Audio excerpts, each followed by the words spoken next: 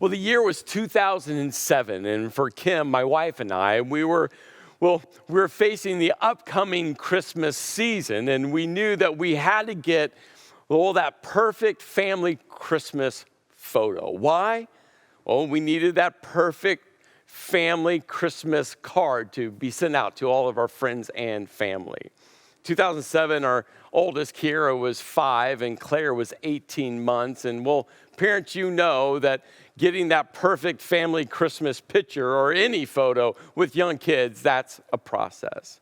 Well, Kim and I kind of put our plan into place in Las Vegas. There was this place called Town Square. In Town Square, every holiday season, they would erect a house. It was a Norman Rockwell house. I mean, it was beautiful outside and inside. I mean, you can just tell the precision in which they built and decorated this house. And it was a very popular place. So Kim and I, we just knew that we had to find a day and a time where the line was as short as possible. Again, parents, if you've ever had young kids or you have young kids, you know the younger your kids, the shorter the line it must be. And so we found that day where we just knew the line would be a bit shorter, and we got our kids ready, and we headed to Town Square to get our perfect family Christmas photo. The line wasn't that bad that day, but it was a little longer, and finally it was our time, and we entered into the house looking at Kiera and Claire and, hey, you get to tell Santa what you want for Christmas, and Kiera jumped right on Santa's lap, and I love this picture because she's staring down. You can tell she's locked in on this gap in Santa's vest, and Santa's looking over to the right. And you might be wondering, why is he looking to the right? Well, who's missing? Yep, Claire. Claire, our 18-month-old, wanted nothing to do with Santa. I mean, just nothing. She was so excited before she got in the house, but we got in the house, and she was like, I don't want to go up there. And so me being dad, I was just snapping as many pictures as I could. Kim and my mom and my dad all were trying to convince Claire to, go sit on Santa's lap. In fact, we looked at my dad and said, hey, Dad, use your papa powers and try to convince your granddaughter to sit on Santa's lap. And Claire, again, staring at Santa, wants nothing to do with it. By this time, Kiera had already gotten off Santa's lap. Santa's like, we got to move this thing on because there's a line of kids and parents outdoors. And so we didn't know what to do. But what we knew is we wanted to get that perfect family Christmas photo. So we came to our very last option. What's that? Yep, Mom, Kim, you have to do something. And so, this is what Kim did. And again, I think about this picture. Kiera's face was, get me out of here. Santa was a consummate professional. He's just smiling away. Claire is screaming her head off. And Kim has that mom smile. You know that mom smile? It's like, I'm smiling on the outside, but I have to figure a way how to get Claire to stop. I know you might be wondering if we got our perfect family Christmas photo so that we could send out our perfect family Christmas cards. This is what we did get, our 2007 Christmas card. I'm not sure if that's a smile on Claire's face, but it's something. And I think about that, right? We all have this image in our mind, don't we, when it comes to Christmas. We want that perfect Christmas moment. We want that perfect Christmas photo. We want that perfect Christmas memory. But here's what we all know. Life isn't that perfect, is it? I mean, it's just not. I mean, we get this image in our mind of what life should look like, but in all reality, it's just not. So as we step into this new series, Home for Christmas, think about those moments.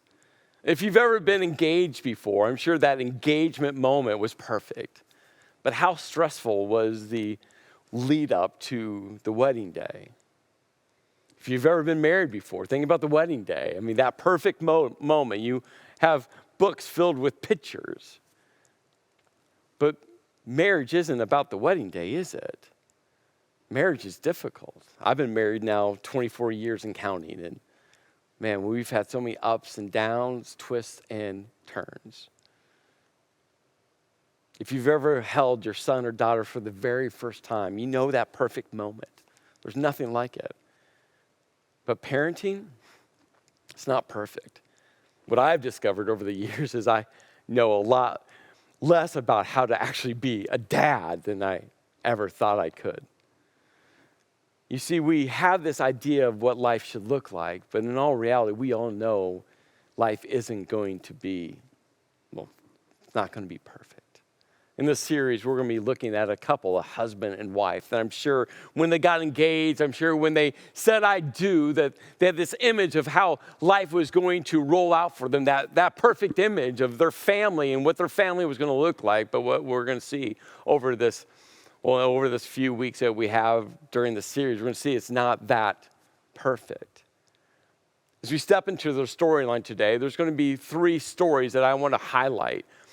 Not only are these storylines part of their story, but just maybe 1 or 2 or maybe all 3 of these storylines will be tethered to your story. Maybe you find yourself saying, yeah, I see this storyline or that storyline, or maybe all 3 of these storylines tethered into you. Before we look at their story, there's something, an insight, a bit of context I think is really important for us all to be on the same page on. Because as this story starts, it's coming out of what scholars call a 400-year period of silence. You see, God was very active, speaking to individuals and nations of people, and through his prophets. The prophets were spokespeople for God. And so God had spent, hundreds of years very active, speaking and guiding and leading. And all of a sudden, he entered into this period of silence. In fact, the last prophet he spoke through was a guy named Malachi. And one of the last things God said through Malachi was this, that he goes, see, I will send the prophet Elijah. Now, out of all the prophets, Elijah, if he's not number 1, he's tied for number 1. I mean, Elijah was way up there on the important list when it came to the Jewish prophets. It was Elijah who went toe-to-toe with the evil and maniacal Jezebel. It was Elijah who went toe-to-toe and defeated the hundreds of prophets of Baal and Asherah. And it was Elijah that, didn't die a normal death. In fact, God took him up to heaven in a chariot of fire. And God said through Malachi, again, the last prophet God spoke through, he said, hey, I will send the prophet Elijah again. He's going to come back before that great and dreadful day of the Lord comes, that God's judgment is coming. And then God enters into this 400-year period of silence. So for the Jewish people, they were waiting for Elijah to come back. For the Jewish people, all they knew was God was speaking and speaking and speaking through prophets, and all of a sudden, Malachi was the last one, and then silence. And I think about that. I wonder, if they just thought to themselves, like, what is God going to do? When is God going to speak again? When God speaks again, what's he going to say? And when God starts moving and leading, like, visibly. God was always moving and leading, just not in ways that they could see. I wonder if they just started to think in their mind, like, what's that going to look like? But what they could not prepare for, what they were not ready for, is not only what God was going to say, but what God was going to do. You see this 400-year period of silence. I think about it. And when we think about 400 years, let's just jump into a little bit of context personally. 400 years ago would have been the year 1621. In 1621, the scientists came up with what's called Snell's law, or another way is the law of refraction. That's when a light or laser hits let's say like a plane of water, it refracts. There's an important discovery. In 1621, a guy named William Penn was born. William Penn would eventually marry Margaret. Margaret and William would have a son. They would name that son, William. And guess what? That William, he founded Pennsylvania. And it was in 1621 that John Carver and his wife Mary survived the first winter on board of the Mayflower, right off the coast of Plymouth. Almost half of everyone on board had died that first winter, but for John and Mary, they survived. But in late spring, John passed away, and 5-6 weeks later, Mary passed away. I'm sure when they started out their voyage to this new land, they had a perfect image of what it's going to look like, and now they're both gone. And by that fall was the first Thanksgiving. 400 years. Think about what has transformed here in the United States of America. For the Jewish people, 400 years. It's a long time. A lot had changed. A lot had happened.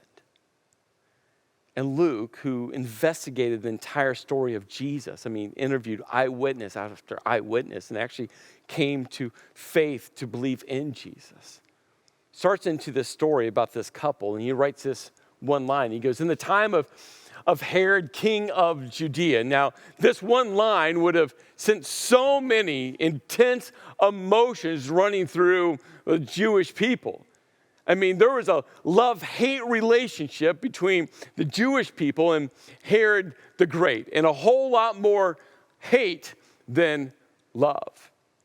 The one thing Herod was known for on the good side was he was a prolific builder. He built the great fortress of Masada and Herodium, this hilltop fortress. He built Caesarea Maritima. The engineering, architectural feat during that day and age to build that seaport was unthinkable. It was Herod the Great that built the Hippodrome. It was Herod the Great. One of his greatest building endeavors was to rebuild and restore and expand the temple. Now, we have to understand the gravity and the importance of the temple for the Jewish religious faith. The temple was everything. The temple was a center of prayer. It was a center of sacrifices. It was a center of worship. The temple was everything for the Jewish people of faith. And it was Solomon, King David's son, who built the temple for the very first time. And to read the description of what Solomon built, the grandeur, the opulence, the beauty that he poured in the resources, the best resources in the known world into the temple. He set that bar so high. Why? Because he wanted a structure to honor God. And that's where that temple sat for hundreds of years, until Babylon came in 586 and completely destroyed the temple. Devastated the Jewish people, because how are they going to worship God? The temple's gone. How are they going to sacrifice to God for the atonement of their sin? Because the temple is gone. You can't sacrifice without the temple. This was devastating. But as world powers come and go, Babylon started to fade, and it was Cyrus the Great who came to power, defeated the Babylonians. It was Cyrus the Great that looked at the Jewish exiles that had been taken away from their homeland, taken away from Jerusalem, and encouraged them to go back. So they started to head back to home.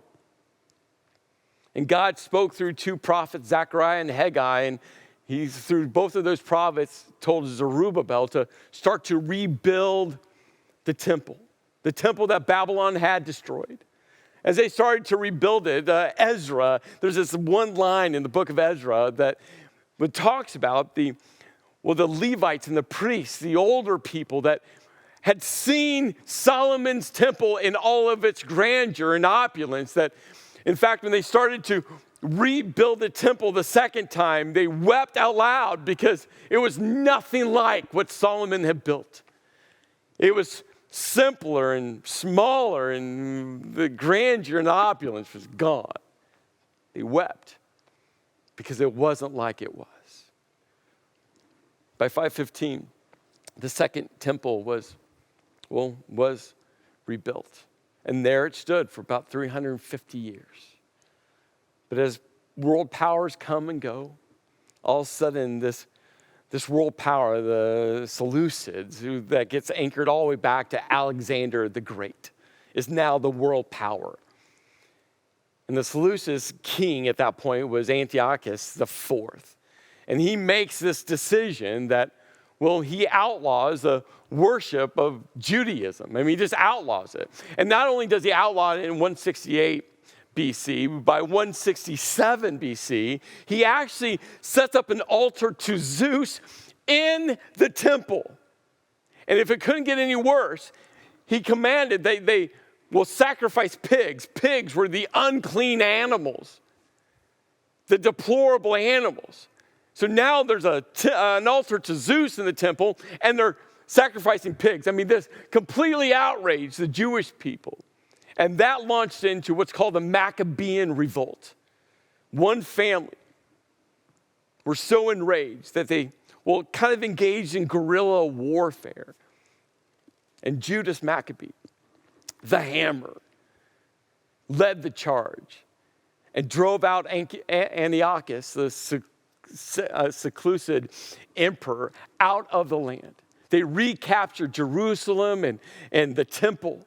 And when they came back in the temple, they had to clean it all out, and it had been so defiled. They tore down the altar to Zeus, and they got rid of all the pigs, and they had to clean everything to sanctify, to make it pure and holy so they could worship God. And when they came in, they found only one jar of oil that was used to light the lamps. There was one jar that was actually pure oil that a priest had purified. And what they realized was it was going to take 8 days to get more oil. And this one little jar of oil could only light the lamp for one night, but they needed more, and they were going to have to wait 8 nights. And as the story goes, they poured that one jug of oil in that one lamp, and there was a miracle that one jar that was only supposed to keep the lamp lit for one night kept it lit for 8 days. And from that came the celebration of Hanukkah, or like Josephus calls it, the Festival of Lights. And through the Maccabean Revolt came the Hasmonean dynasty, a family of priests that once again started to oversee and lead the Jewish people and the temple until 37 BC. Herod the Great, using his political savviness, got onto the side of Octavian, Augustus Caesar. And when Caesar came to power, he sent 30,000 Roman troops, 6,000 cavalry with Herod the Great. And Herod the Great came into Jerusalem and conquered Jerusalem and the temple for Rome. You see, Herod the Great, people despised him. He wasn't a Jew. He was from Edom. And Herod the Great knew that this was going to be an issue for all the Jewish people. So guess what Herod the Great does? He marries a Hasmonean princess, someone from this royal priestly line, thinking that would help all the Jewish people to like him. But that didn't work at all. But beyond that, Herod the Great was evil and maniacal. He killed that wife off. He killed another wife off. He killed a couple of his sons. He killed his father-in-law. I mean, he killed a whole bunch of people. In fact, when he marched into Jerusalem, he took 46 of the leaders of the Sanhedrin and put them all to death and installed his own high priest. The Jewish people hated Herod the Great. And by 20 BC, Herod the Great had an idea to start to rebuild the temple. Not just back to what Solomon did, but beyond. The temple foundation he expanded so large that 24 football fields could fit within the temple foundation. To this day, it's the largest man-made foundation in the world. It took some 10,000 men, another 1,000 to 1,500 priests in this epic building process. And the famous historian Josephus, he writes this about, the grandeur, the opulence of the temple that King Herod the Great was building. Josephus writes, he goes, viewed from without the sanctuary, the temple had everything that could amaze either mind or eyes, overlaid all around with stout plates of gold. The first rays of the sun reflected so fierce a blaze of fire that those who endeavored to look at it were forced to turn away as if they had looked straight at the sun. To strangers, as they approached it, it seemed in the distance like a mountain covered with snow, for any part not covered with gold was dazzling white. I mean, Herod the Great, one of his greatest building achievements is expanding, rebuilding the temple. But it wasn't for the Jewish people. It was for him. It was for Rome. In fact, Herod the Great put a golden Roman eagle on the outside of the front main entrance into the temple, which just infuriated every Jew, God-fearing Jew.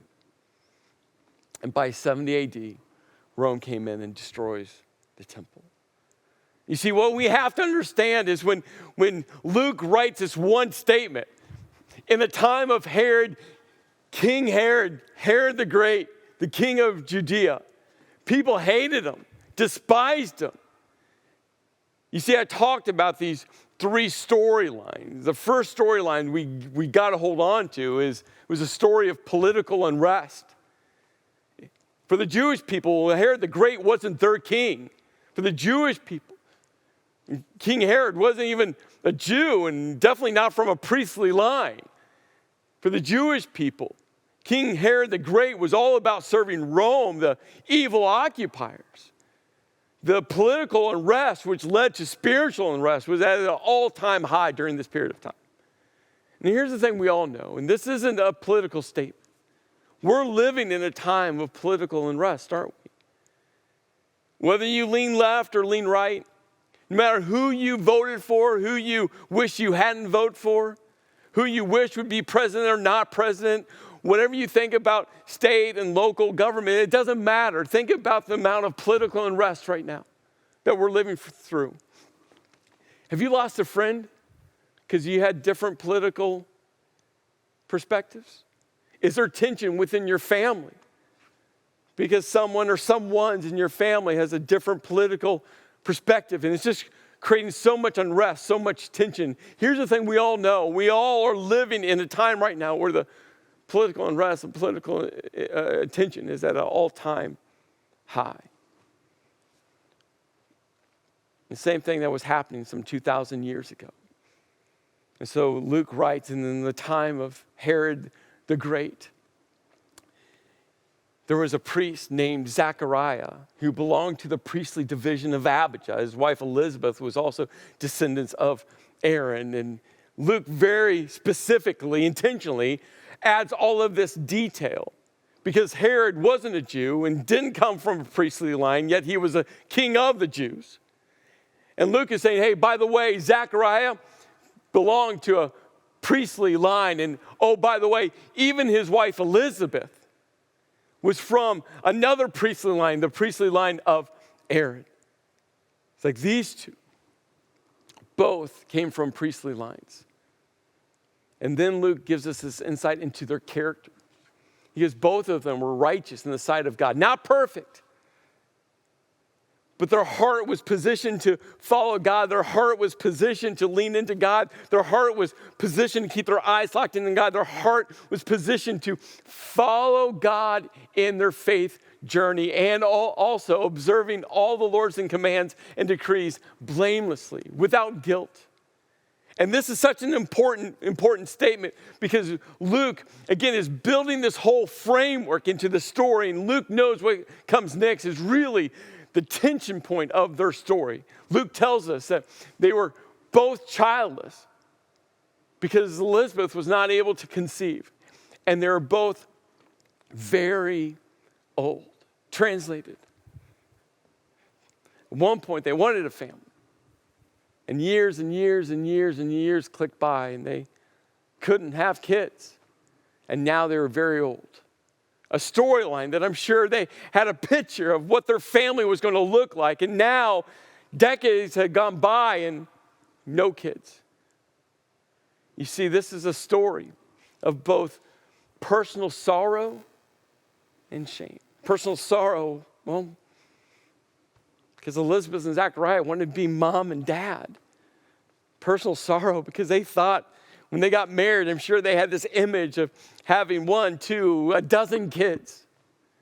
And all of a sudden they find themselves old. Never being able to have kids.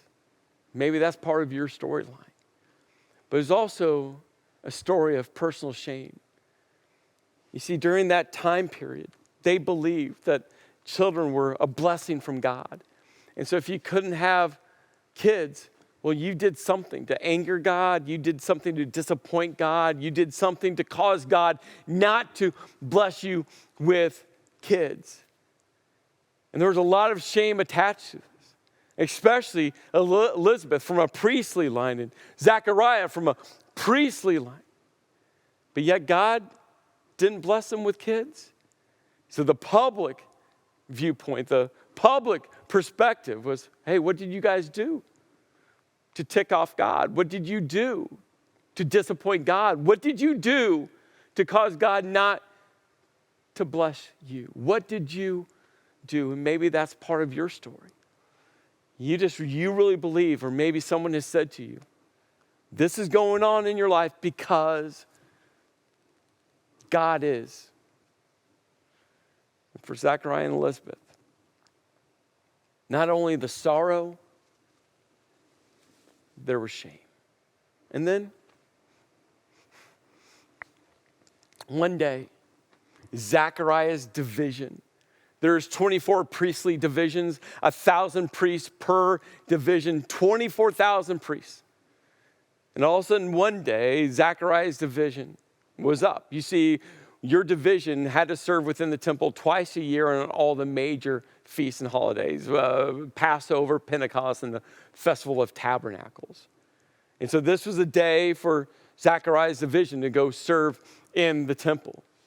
And he was serving as a priest before God. You see, part of this storyline was the story of public service. Think about Zechariah as an old man, thinking to himself that he did something to disappoint God, something to disrespect God, something to cause God not to bless him and his wife with kids. But every opportunity he had, he got up and he publicly served God. No matter what people's perspective was, no matter how much shame that the outside world looked in on him, he just got up and he served God, and he served God, and he served God, and he served God. And on that day, it was his turn to just go in and serve God in the temple. And guess what he did? He served God.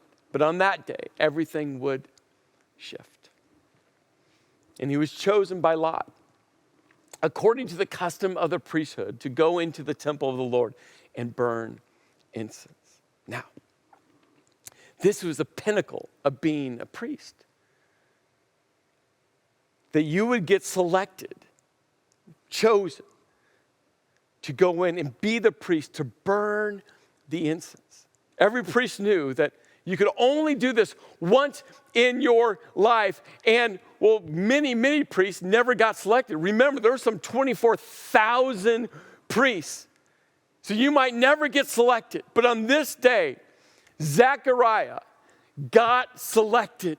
Something I'm sure as an old man he thought he would never be able to do. Something as an old man that he thought he would never get selected to do. And on top of that, well, God didn't bless them with kids. So why would God bless him with going into the temple and burning the incense? You see, I think about these three storylines. A story of political unrest, a story of personal sorrow and shame, a story of public service. Do you find yourself in your story, in your messy, imperfect story, do you find connection points there for you?